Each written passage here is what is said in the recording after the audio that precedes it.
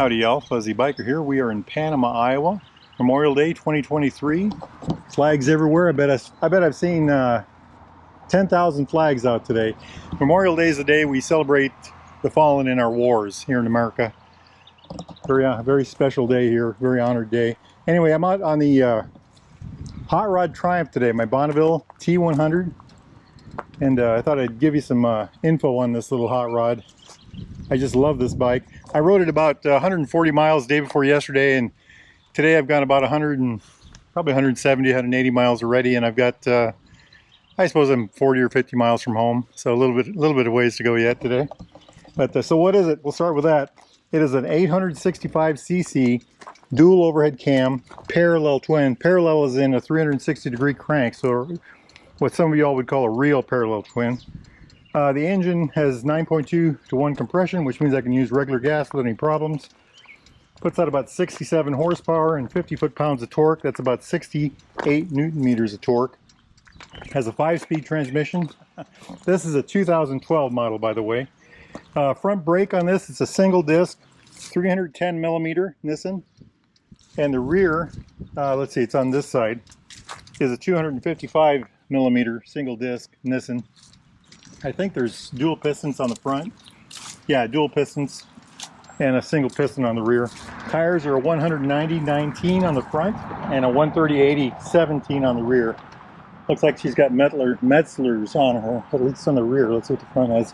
Yeah, same thing. I picked this up a year ago. I got this last August. I had it about 5 days. It put about, I don't know, 12 or 1,500 miles on it. Sort of missed a deer and ended up in the hospital for 10 days. So this bike has actually been slid across 100 feet of pavement into a pile of gravel, and you really cannot tell by looking at it. The bike is just tough as nails. It came out of it pretty good. The bag got some damaged. This whole area here was destroyed. You can still see some of the damage in the mirror. But new levers, new cables. The front fender got a little bite, and this whole thing here was gone. I had to replace that and the gauge cluster and all that neat stuff, but the thing runs like a champ. It's just tough as nails. Forks are 41 millimeter with about 4.7 inches of travel, and they've got excellent. This thing has excellent feel. We'll talk more about that later. That's 4.7 inches is about 120 millimeters. The rear has about 4.1 inches of travel. That's about 106 millimeters. Wheelbase on this hot rod is 59 inches. It's a long wheelbase bike, especially for as light as it is. That's about 1,500 millimeters. And here's a really important one. I'm going to mention it here because you can see it. 28 degrees of rake, and that's important. We're going to get back to that. It's a very steep angle, you know, a very raked out angle, and we're going to talk about that in a bit. Seat height on this thing, I love the seat height on this, 30.5 inches at 775 millimeters. Very good that way. Very easy to get on and off. Very narrow motorcycle, by the way. You can see that right there. I just love this bike, by the way. Gas tank, 4.2 gallons. What's interesting about that is I thought it was a 3.5 gallon, and I went to fill it up today and I put 3.3 gallons, and I'm doing research to find out, to get this data for y'all, and it's 4.2 gallons, so it's actually quite a large tank. That's 16 liters, by the way. Weight for this thing is 506 pounds, so this is actually heavier, about 6 pounds heavier than the new T100s. The new T100s have an actual 900cc engine and are liquid cooled. Actually produce slightly less horsepower but slightly more torque. So 506 pounds, that's 230 kilograms. What to say about it? Well, let's talk about the engine. Let's start where I like. I love the engine. Probably the main reason I bought the bike was the engine. I drove one of these several years ago in the American form, in the 865 air and oil cooled in the American, Triumph American, and I just fell in love with it. It was so smooth, and it was everything I needed in an engine. It has a very flat torque curve, very even power distribution. It's not peaky, it's very civilized, and it's just silky smooth, just silky smooth, and I just love it for that reason. While we're talking about the engine, I'll mention the fuel mileage. I usually get in the 40s, low 40s. I've been holding it at 60 miles an hour the last 3 days that I've been riding this. I didn't ride it yesterday, but the last couple days. And I got about 51 to 52 on the last tank. And I have a feeling I'm going to get more than that on this tank because I've really been watching it this time. Last tank I hit a couple, I hit the triple digits a couple times. This tank I don't think I've ever even come close. I don't even think I've been over 70 once. So the transmission, anyway, back to that. It's an incredibly nifty transmission. It doesn't like to be shifted softly. It likes to be forcefully shifted. It isn't that it's hard to get in gear or anything like that. It just seems to work better. A quick grab of the clutch and a shift at the same time.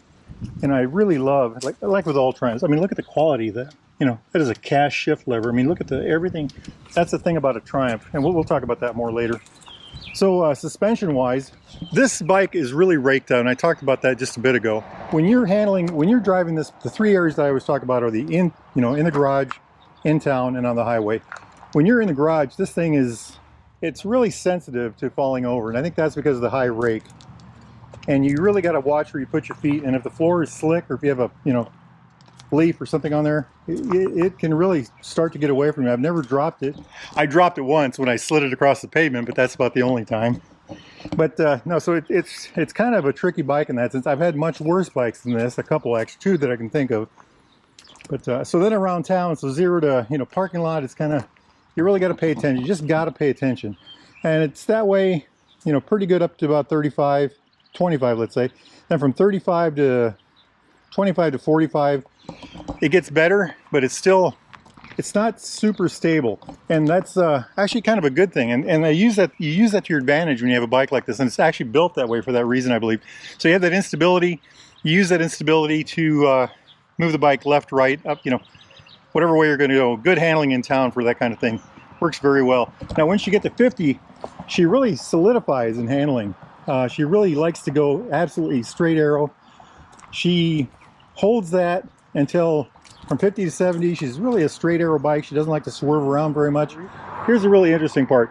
When you get over 70, this thing just handles like nothing you would believe. It's just, I love this bike on the interstate. I'll go, traffic speeds, keeping up with traffic, 80, 90, 100 miles an hour, and it just eats that stuff alive, and it does it without any effort. So I guess we've talked about handling, haven't we? I love the way this bike handles. I just really love the way it handles.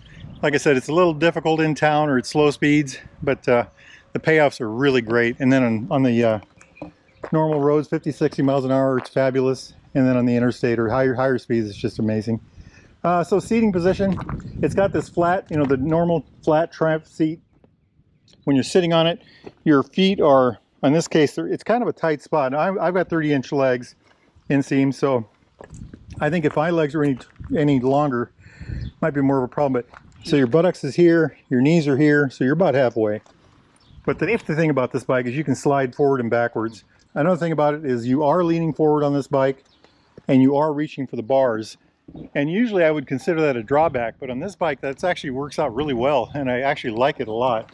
I do ride this bike a lot, well, periodically, and I've never thought of it as uncomfortable. As a matter of fact, I think I could take this thing across the country and back and thoroughly enjoy it. When I crashed it, I didn't have the windshield for a while. I am glad I got it back.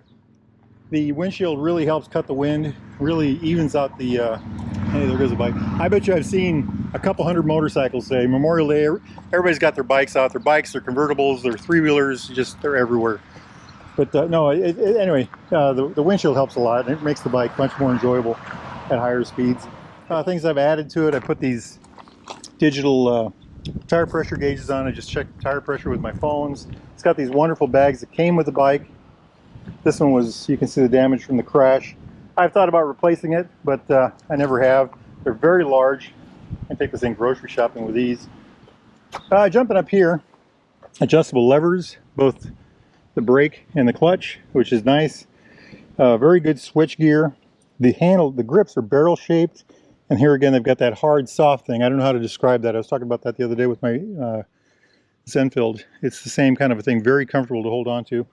The mirrors are silky smooth. This bike holds, going down the road, you look in the mirrors and they're pretty doggone clear. I really like that about the bike.